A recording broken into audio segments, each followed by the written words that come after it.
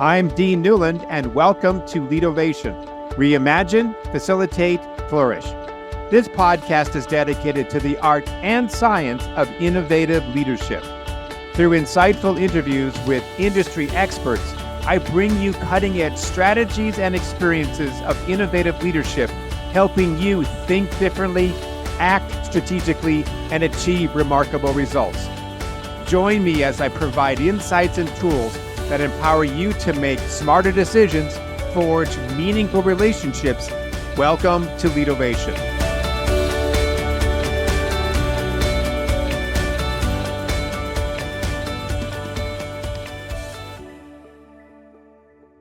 Diversity, equity, and inclusion have become sort of the most polarizing words in business today. But what do they actually mean beyond the politics and the headlines? Former Fortune 500 Chief Diversity, Equity, Inclusion Officer Celeste Warren joins the show to reclaim the original intent behind DEI, explain why equity was never about lowering standards, and explore why understanding people is still essential for leadership culture and business success, even as many companies quietly move away from the language itself. Celeste, it's great to have you on the show. I appreciate your time. I know you are a diversity, equity, and inclusion expert. You've done a lot of work in this space, and I was thinking about preparing for this conversation that those themes have been around for a long, long time. Probably we could trace them back if you really were to do some research, probably 80, 100 years, and it's grown over the period of time. And it's gotten stronger up until recently. Obviously, the societal political framework is now in a different kind of pathway, but it seems that in my mind, it's always been the right thing to do. It's the definitions that we sometimes get into a problem with. So, for you to just set us straight, what is the good definition for DEI? Yeah, so I don't even use the acronyms anymore, Dean. I say the words diversity, equity, and inclusion. So diversity is simply, the word means differences. Differences in people, those differences you can see and those you can't see. Inclusion is, how do you include and create a culture where you can get all of these people with all of these different skills, capabilities, identities, cultures, life experiences, learning aptitudes. How do you get them to this collective purpose in an organization? It's the mission or vision of the organization, et cetera. So you surround them with this culture of inclusion so they can each feel this sense of belonging, feel valued, et cetera, for what they bring to the table. Now, where equity comes in is you look at each person and say, okay, what do I need to do with all those people, all those differences? What are those acts of equity that I need to put in place to get them to that collective purpose? So equity recognizes that everyone didn't start at the same place. Everyone didn't go to the same schools. Everyone wasn't born by the same mom and dad. Everyone wasn't born in the same city, town, whatever. You started in different places. So in order to get people to that collective purpose, what do I need to do? And I like to say that equity is simply management 101, leadership 101, and business 101 as well. Because you have to basically get to your customers, right? Yep. Your customers are very, very diverse. And so when you're thinking about your marketing strategies, for example, it's marketing 101. It's customer segmentation. You got to understand what's getting in the way of your customers or categories of customers. What's getting in the way of them being able to truly enjoy your product or your service that you're providing. And so you think about that through the lens of the customer and create your marketing strategy from that perspective. So I try to talk about it in a very pragmatic way. So people understand that you can't just forget about it, because it's the essence of how you lead, how you manage, and how you run your business. So there is some out there from, they would take issue with some of the politics around how this movement has sort of evolved over time to say, well, now we've got situations where people are being hired because of race, not Mhm. because of their aptitude, and that's how they start to frame this whole piece, which then goes us down that whole political standpoint. What's your view on that? Yeah.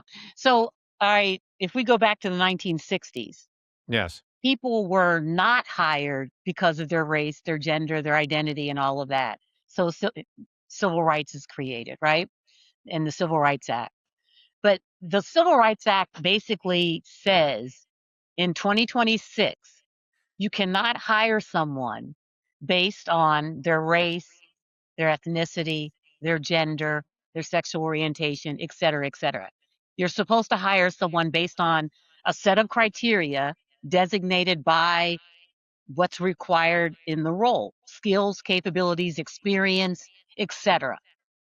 Characteristics, some people use as well.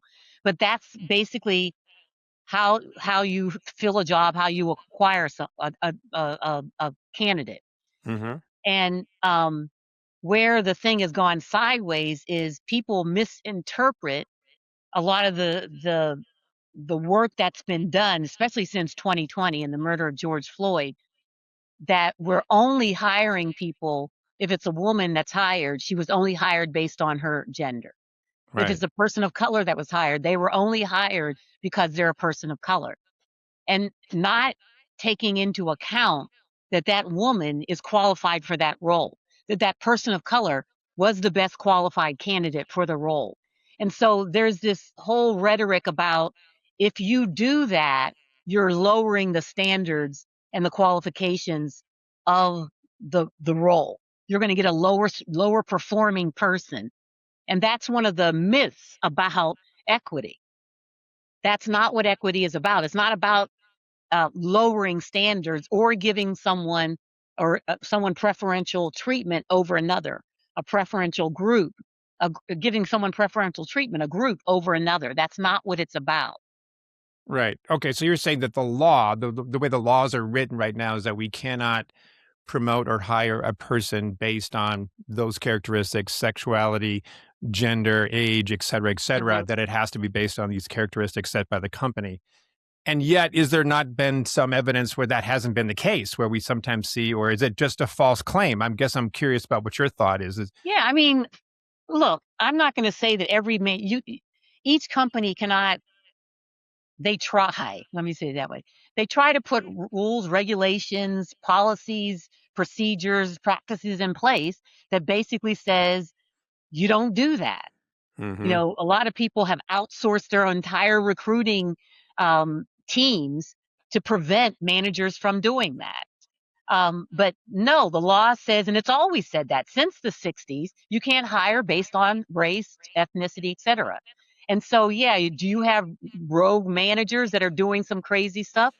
Yeah, you do. You have it in every step of the talent management process, because that's life. People have their own biases. People have, whether conscious or not conscious. But the the way that we put what an organization should be doing is putting practices and policies and procedures in place that try as best they can to take the biases out of the Mm, process, so you mm. can truly hire the most qualified person. And the thing is, the most qualified person that has those skills, capabilities, and all of those experiences and characteristics can be embodied in a multitude of different identities. And Right. that's kind of the premise S- that we're trying to make sure that people understand. So your point of view is that the identities, or you have the sexual orientation, the sex, the color, whatever, should not play a part at all in any of these sort of in these sort of these discussions around who should we be hiring or promoting and so forth. It should purely be based on capability. It should be based on capabilities, but where equity comes in, and here's where the challenge happens, Dean, where an organization may keep fishing from the same pond, or they keep going to the same place and saying, well, there's no qualified people of color, or there's no qualified women. Well, there's none, because you're going to the same place I to get it. recruit. Yes. So widen the screen a little bit, Yes. fish from different ponds, so Yes. you can get those qualified candidates from different identities, and bring them into the organization. And I'm sure that's where therein lies the rub, right? Is that's where the sticking point is, where there's some friction is around that. Hmm. Are we hiring from a different pond? And in so doing, are we then saying, well, this pond, that person's just as qualified, even more qualified, but we're going to favor this one because they're lower, there's not as much representation. Yeah, no, and that's not what we should be doing. You shouldn't be Yeah, hiring based on race, ethnicity, et I get it. cetera. What you're basically saying is that, like, let the recruiter go and do their job and get you the candidates that you should interview. And they'll Yeah, get you qualified yeah, candidates to interview, regardless of what they look like and where they yeah, come from and their backgrounds. And the rub is that if you have to search long and high and low to get these candidates, that you're lowering the standard, and you're right. not doing that. All You're right, so not that's doing why I think it's so important that we started with definition, is because that. now we Hmm. can be on the same page. I get what you're saying, and I agree with it. It makes sense from that Yeah. standpoint. Absolutely. So I when I first looked into you, Celeste, I thought like, all right, here's this woman. She's very accomplished. She's got this website, and she's using words to diversity, equity, inclusion. It's right up there, right? It's the name of your company. And I thought, wow, I mean, she's brave in some ways, I thought, because I thought like those three words put together right now are not the three words you hear most people talk about, right? It's become almost shunned to say those three words together, let alone the acronym. There's definitely a cloud over the heads of people who say that, Hmm. right? And of course, if you talk to some organizations, we do a lot of work with nonprofits, and those nonprofits sometimes they get government funding. Well, you can't have government funding for those nonprofits if you have diversity, equity, inclusion programs. They're being dismantled because of that very thing, and they have to we have to be careful of what we say, even though Yeah. we don't believe in it. We do have to be because we need the funding in order to survive. No margin, no mission, kind of thing, right? Hmm. Hmm. So you're not working for a large organization, right? You are an independent. You are your own person. But I'm curious as to, and I've seen some of your videos. You do a really good job of describing this. I really do appreciate it. What sort of acceptance, pushback process? This must be a different world for you than it was 5, 6, 7 years ago. 2 years ago. When 2 years ago, when this was like everybody was talking about diversity, equity, inclusion, everybody was hiring up vice presidents to be able to run these programs, and now all those things have gone. What's life been like for you over the last 2 years when it comes to your business, relative to the fact that the conversation has changed so much? Hmm. Well, so let me give you this a little bit of background on me. I started this business in the midst of all of this. So I retired as a chief diversity and inclusion officer. I'd been one for 10 years at a Fortune 100 company, and ups and downs, going from Trayvon Martin to Me Too to xenophobia to the pandemic to all of these different things, ebbs and flows. And so I made the decision consciously to go into this because this is my passion, this is my purpose, and to go into and create a company, an organization where this was my platform. This is what I talk about. And Hmm. so in the midst of this, July of last year, so it wasn't so much that I was in this business, 2, 3 years ago, and then it's like, okay, how do I move this? I was in a global corporate organization through this as the chief diversity and inclusion officer. And yes, when there are challenges with the administration, when you are a nonprofit and your grants and your funding come from federal grants and they're saying you need to do this and that, understand it. If you're going to be able to fund your cause, you have to be able to make sure that you're getting what you need to be able to make sure that you keep your organization moving forward. For corporations and that have a bulk of their U.S. revenue coming from the federal government, yes, understand it. But Dean, don't be dismayed. The work is not going away Hmm. because people understand that in order for me to understand my customers, whatever it is that I sell, I need to understand them. And they're very diverse. The demographics of the United States show that.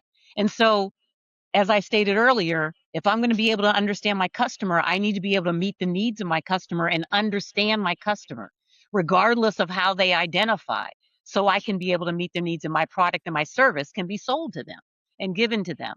So it's not something that is going to go away. The essence of it is not going to go away. It's going to be there. And in the management front, in the leadership front, let's go beyond hiring and talent acquisition. Let's go to management 101. I'm a manager, and my job is to optimize the performance of my team, whether that be 5 people, 10 people, 15 people, 20 people. To optimize the performance of my team, I need to be having regular one-on-ones with them. I need to understand their skills, their capabilities, their strengths, their areas for development. I need to be able to put developmental programs in place for them so I can get them to the level of performance individually where they need to be. So the whole team their performance of the team can be optimized. Hmm. Those are acts of equity. I'm going to make sure that Sam and Jean and Joe and Sally, I understand their development needs, and I'm creating and contracting with them developmental programs that are going to get them to the level of performance that I need them to be at. And for each person, it's different. Yes, I can have blanket programs that are going to hit 80% of the people. Yes, so every corporation has that. But as a manager, when I managed people for almost 40 years, I knew exactly what their skills were, what their capabilities were, what their strengths were, what their areas for development were, and I made sure that I got them programs to make sure that they were able to excel. I understood their life experience. I had moms that had special needs children at home. They needed to be coming in at a certain time. They needed to leave at a certain time. I didn't talk and stress about when they were coming in, when they were leaving. I talked to them about these are your priorities for the year. These are your objectives. This is when they need to be done. Go forth and do it. And then we meet on a regular basis and we talk about what's needed. What do they need? What obstacles are in their way from them being able to outperform the way we need them to perform and get Hmm. those priorities done? That's management 101. It's meeting people where they are and getting them to the level of performance that you need them to be at in order for your team to thrive. So it's slightly, let me back up a little bit. You said Yep. something recently about how important it is to sort of understand your customer. Your Hmm. customer could also be your employees as well, if you were to put it in that standpoint and align and adjust around that. I want to one more time, one more pass at this, and we can move on to something else, right? No, go But it ahead. is interesting that you have decided to keep these 3 words when some of your customers may have a problem with it. Hmm. So it sounds like your mission is to redefine it or to remind people of what the essence of these 3 words really mean so that we can be, so your job is not just what you do, but to redefine what we lost understanding around. Yeah, and remind, not redefine. Understand. Remind. I Yeah. understand. Yeah. Okay. Hmm. Got it. Hmm. That's great. Well, let me pivot here a little bit Yep. because in some ways it is related to this next question. It has to do with walking your talk. Has to do with leaders of an organization or of a team who profess certain things, could be their values, could be our mission, whatever it might be that's on the wall in our break room. And yet we don't necessarily follow through on that. Do as I say, not as I do. Yeah. Why are we struggling with this? Why is this it is the bane of so many employees to say my manager says one thing and does another, or he or she is professing these values but doesn't live them. So we've lost trust in these words that are so important around Hmm. who we are as an organization. What is the disconnect here? Why do we have such a hard time doing what we say we're going to do? Well, I think it's maybe a couple of things. One is we need to stop doing performative stuff, check the box Hmm. stuff, if you will. We Hmm. need to if you truly believe that this is foundational to your values as an organization, if that's what's on your break room walls, then your people, policies, practices, procedures need to align with that. So let's say, I'm going to use something simple. A company XYZ company says, foundational, what's important to us is values around treating people with dignity and respect. Okay. So if that's one of the values, then look at your policies, look at your leadership skills that you say are important, look at your promotion criteria, look at your C-suite, succession planning criteria for leadership roles. Those leadership skills, management skills, promotional criteria, hiring criteria. If you say that you're an organization that values dignity and respect, then dignity and respect components of it should be in that infrastructure. It should Hmm. be in your talent practices. It should be in how you evaluate leaders. It should be on how you evaluate people that should be promoted. Mm. It should be foundational and part of it. You don't just say the words, you integrate them into the policies and procedures and practices of your talent management. I call it the alpha to omega of employment. Mm. I agree 100%. I want to add something to that Yep. wonderful list of things you just said and get your reaction to it. Since I seem to be hanging out a lot with CEOs and their teams and their boards, that seems to be the spot that I keep coming back to for whatever Hmm. reason. Yeah. Um, I am fascinated by the fact that these very smart people who are running these companies, some of them very, very large, are very good at creating the strategy and to roll it out, to send it out. You know, it's like send your kids out, right? They're off and doing what they're going to do, but they don't necessarily have the acuity or the awareness about how that's going to be received, nor do they feel that they necessarily need to behave in accordance to what they're expecting other people to do. Long story short, I think the hardest team, and I'm quoting a guy named John Katzenbach, who wrote a book called The Wisdom of Teams and Teams at the Top, is that the hardest team to create is the executive team because they've been paid and socialized and given identity and metrics and a lot of skills to lead, but they don't necessarily have the skills to be a part of a team, Hmm. which means we have to be the product of the product, right? We have to actually walk our talk. And that's the work that I love to do. I love Hmm. working with teams at the top who are wanting to do what you just said, treating people with dignity and have these things, fold into your performance management practices, et cetera, et cetera, et cetera. And they need to be able to embody that themselves because they Yeah. are the example that we're all looking at. That's the mom and the dad that we're paying attention to see if, in fact, we really mean what we say. And if we don't, then if they don't do it, maybe I don't need to do it. What are your Yeah. thoughts? No, you're absolutely right. I have to tell you a joke. When I first started um, supporting, when I first got into the C-suite, when I first became a vice president, I remember a mentor of mine who'd been a senior vice president for a long time. She was getting ready to retire.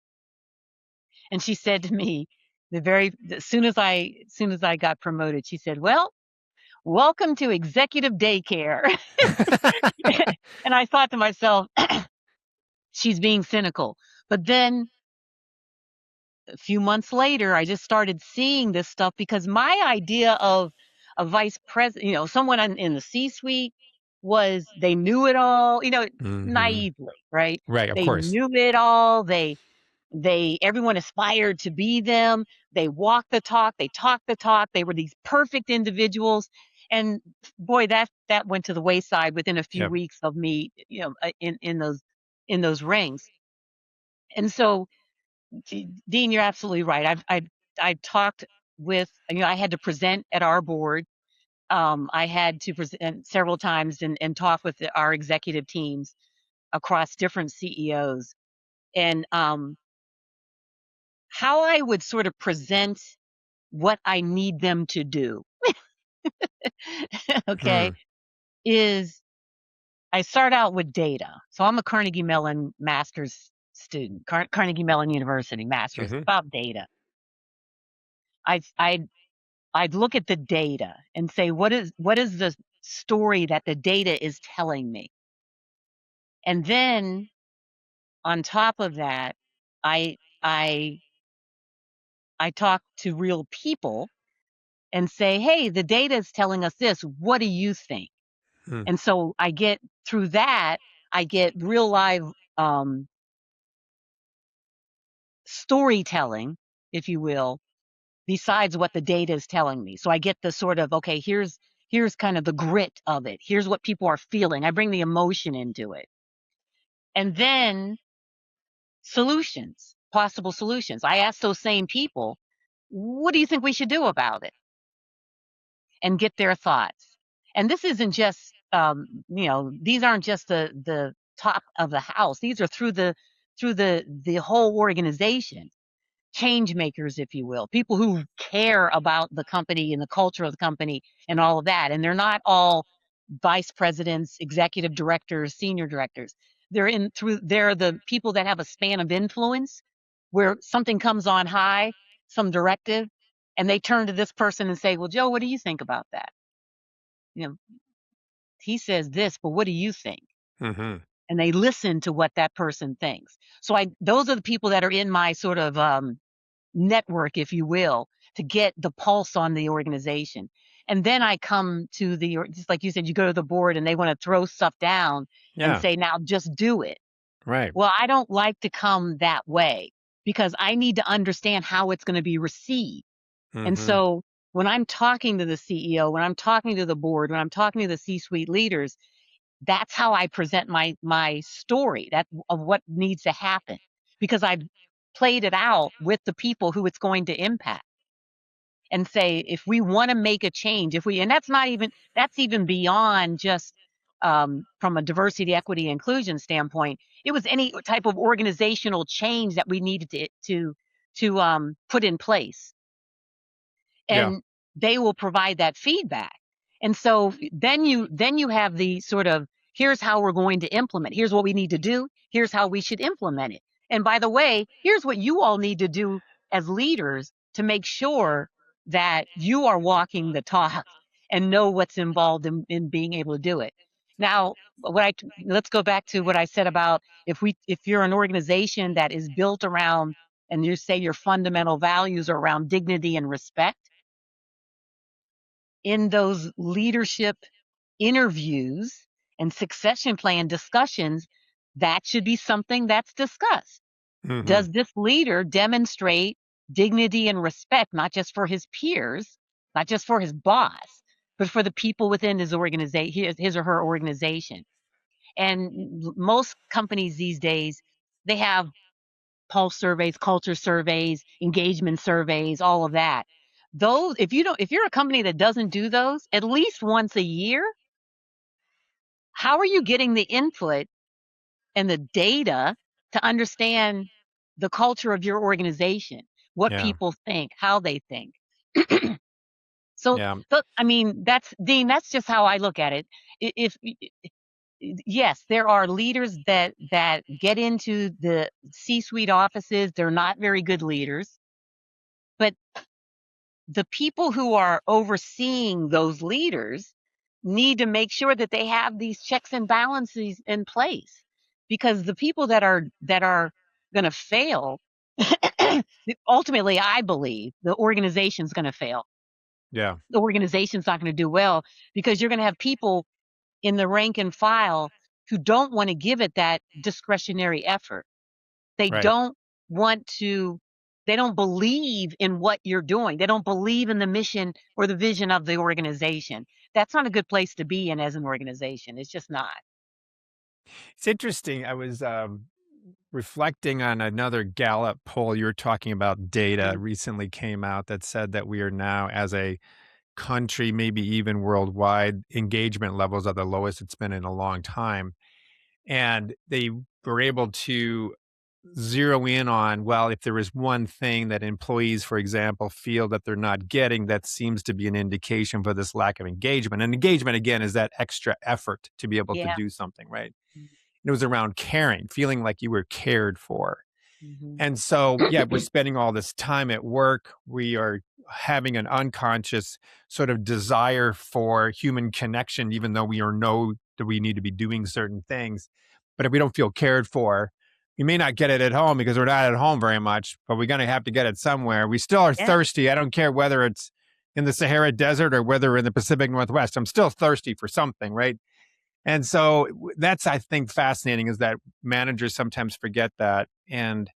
But it's also because this a definition of extra effort is under this framework that we have to overexert ourselves in Mm. order to be successful. And you go into a company and it's already the conveyor belt, the whole process is moving pretty fast, which in and of itself is not bad.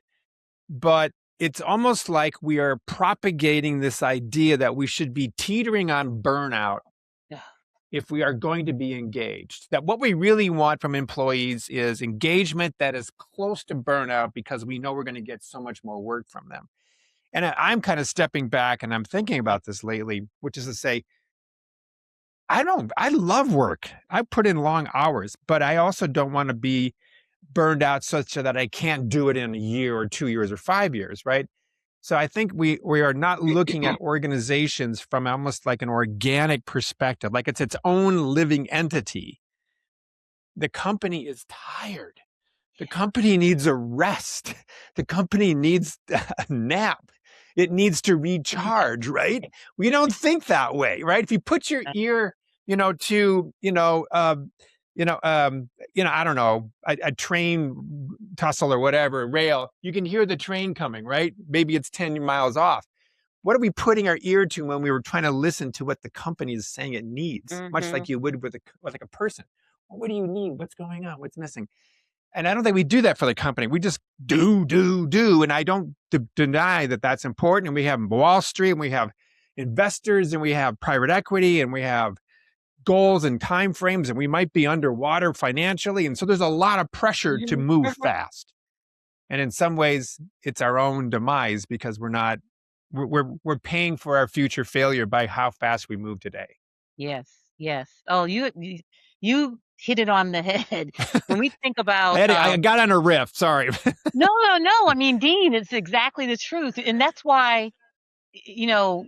So when you look at generations in the workforce, right? Boomers, Gen X, they were, that was part of. That's kind of, hey, it's it. Yep. We live to work, work, work, Right. work, work, work, work, work, work, work, right? Right. Then you saw Generation Y that came in and they were like, "Oh, I don't live to work. I work to live." Right. And now look at Generation Z. They're even opting to not even go into these corporate conglomerate organizations because they truly don't believe in the same things that they do. And Right. it's like they're opting to either be influencers or they're opting Right. to go to a small nonprofit or small startups or start their own business. They're opting to do other things and not just once they've already gone into debt by going to college, but when they get out of high school Mm-hmm. and they're saying, I'm going into the trades because I can earn as much money being a plumber as I can when I get out of school. Oh, and by the way, I don't have all this student debt either.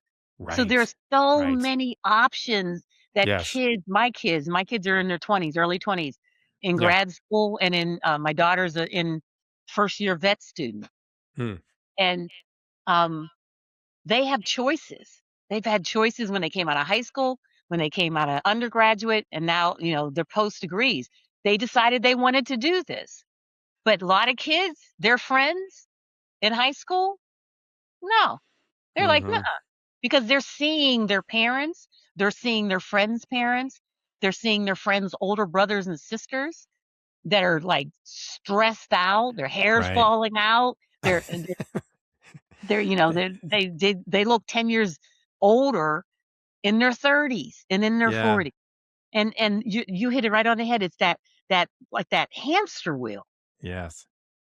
And And yeah, and it's like I'm very curious. I'm not going to be around. You and I won't be around when we really see the results of it. But what happens when the baby boomers, and even some of the Gen Xers came right on yeah, their heels, they're no longer the dominant creator of structure in companies. They're no longer running these businesses. They're no longer in charge of these multi-billion dollar, P&L statements. Like Mhm. they're now, they talked about the great wealth transfer, which supposedly is going to happen. Trillions of dollars of wealth is going to transfer from the baby boomers to the Gen Xers. Well, that's not happening yet because the baby No. boomers want to go out and play pickup ball and, spend it as much as they can. And then they'll die when they're 90 years old, but they want to live Yes. to the very end. So it hasn't happened yet, but No. when it does, I'm really curious. I would love to come back and sit in on a board meeting in 50 years and see what the culture's like then, because the Yeah. power structure and those in power are no longer there. Like, what is that going to look I like? would, Dean, I would think the same thing. I'll meet you there. We'll connect up and we'll We'll come back connect in up, 50 years. exactly. But I see it, it's gonna be very, very different because when I look at this generation Y and this generation Z, and there's gonna be such a war for talent. We talk about a Oh, war for talent now. totally. They don't know what we haven't seen a war for talent yet. No. Take a look at Japan. Oh, Yes. we have not seen it yet. Right. And you're right, in our lifetime, maybe we won't have to see it or deal with it. But these kids that are not going to college, and think about you said you're in healthcare. Think about all those roles that require postdocs and all of Right. the scientists and all of these Right. different things. The war for talent is just not, it's gonna be horrible. It is gonna be horrible. And add on top of it, Generation Z, Generation Alpha that's coming after them, looking at what's happening now. My kids are looking at, look at this company, look at Hmm. Target, look at Hmm. this, look at that. So on top of the fact that, hey, the skills, the capabilities, I don't want to deal with all of that. Besides all of that, they're looking at these companies. Look how they're acting now. Right. They don't have the same ideals and beliefs and belief system that I do. Right. They're permanently on my do not go to list. Yeah. And they smell bullshit. Yes. They know when there is a false statement without the behavior reinforcement. They can smell it, as we They are all so can. But intuitive. the baby boomers and the Gen Xers just sort of went, all right, I put up with this crap, Do and what you do I'm your told. best. And I'm focused on the results and I'm focused on the outcome. And I like the recognition and I like the title and I like the money. And I'm here to create security for my family. And that's what I'm driven to do. Yep. You're right. These going back to the talent thing that you talked about, it's like I really think this is a huge issue because kids, let me just get right up there. We're not having sex anymore. Mhm. Period. I mean, we're not as much as we used to, right? Bring on porn, right? Bring all these other things. We're not having sex. We're not having babies as much. The baby production is happening in certain communities like the Mormons and so forth. They're still having Mhm. 6 and 7 kids. But the average American person is not having babies. Or if you take a look at Japan, that they are the canary in the mine for us because they have Mhm. such an elder population, but very few people who are having children and therefore being able to support all these older people Yes. because we don't have enough workers. That's where we're heading, and Mhm. that's what's spooky. Very, very spooky, very Which is scary. so. One of the takeaways of this podcast is go out and have sex. But responsible sex and make sure that you love the person. You get a good, blah, blah, blah. Yeah. Oh my gosh, Dean, you are a hoot. Well, it is kind of a to the point though. I mean, there are such huge social economic changes that are happening right now that it's it's dizzying at times. Yes. It's like you can't watch all the news, otherwise you just want to suck your thumb and go into a corner and waiting for your next dinner to come, whatever. We have to stay engaged. We have to do Yes. the good Yes. work that like what you're doing and, make a difference wherever we can, even though we may not know how it impacts people. We have to trust the fact that it does. Yeah. I mean, look at the increase in mental wellness organizations, nonprofits, companies, programs, things like that, because of the stress level in organizations, Yeah. the stress level that, frankly, kids in college as well, especially in the postdoc programs, the stress that people have. There are so many, the illness, and then it manifests itself in Mhm. illnesses. So you see it in healthcare. You see it. You just see it manifesting itself. This hamster in the wheel thing. It's not sustainable. It's just not sustainable. People laugh at me. They say, they say, Celeste, since you retired, you look 10 years younger. Oh, that's fantastic. Which is what did I look like before? That's what I said too. Is It's like, that like a God. backhanded compliment? You look great now, but you look like shit before.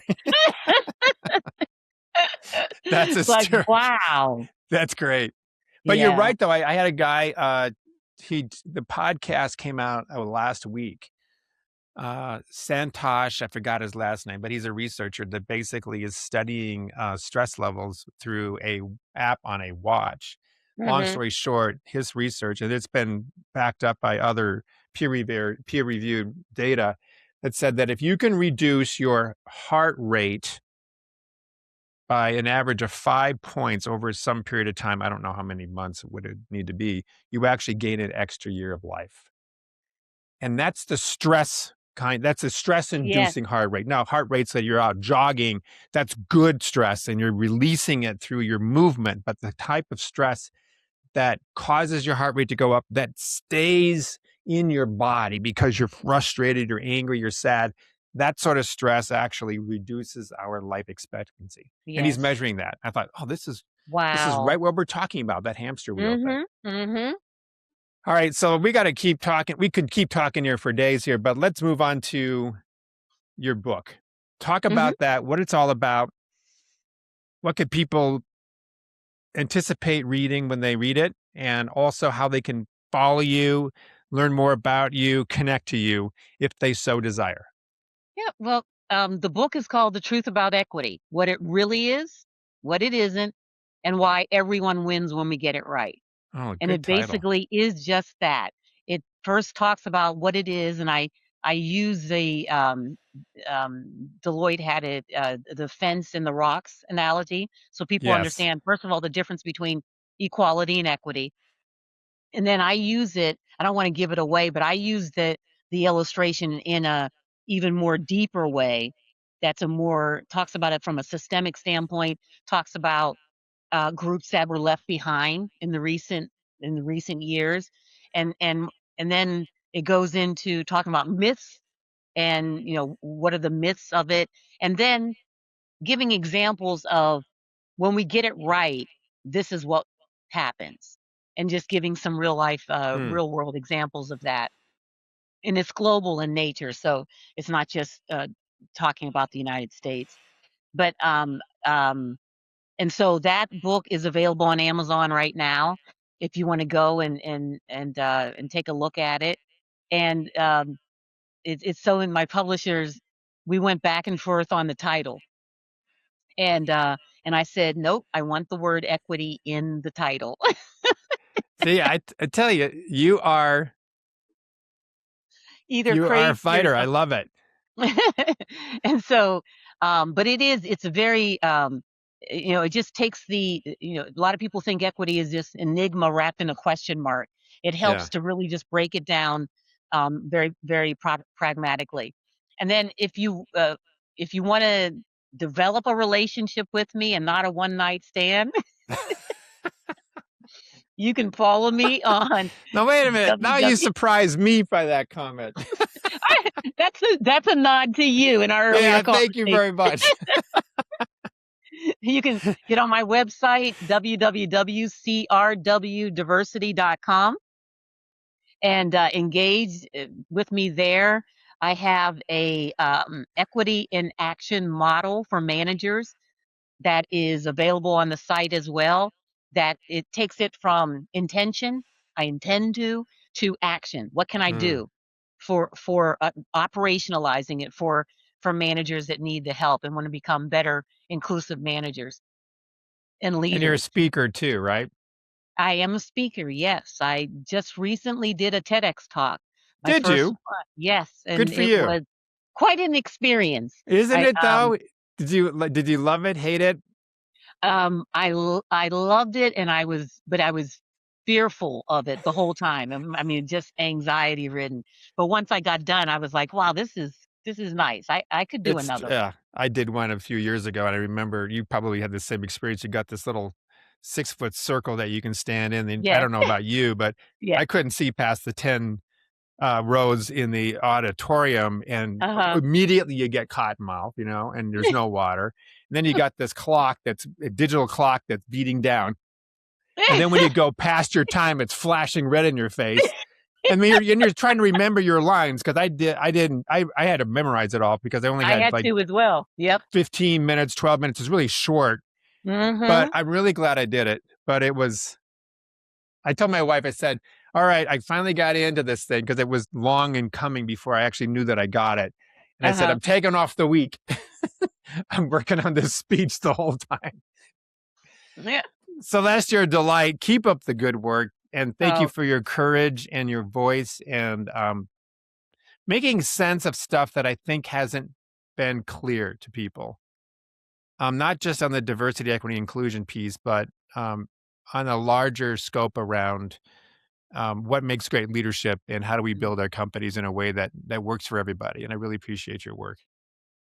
thank you, Dean. Thank you for the invitation and the discussion and being able to laugh. Yes, we got to So do that. important. So important. Definitely. If you found value in today's conversation, please take a moment to rate and review our show on Apple Podcast, Spotify, or wherever you get your podcasts. It helps more people discover Leadervation and this kind of conversation. And if you're looking to strengthen leadership, culture, or team performance in your organization, you can learn more about working with me and Mission Facilitators International at mfileadership.com.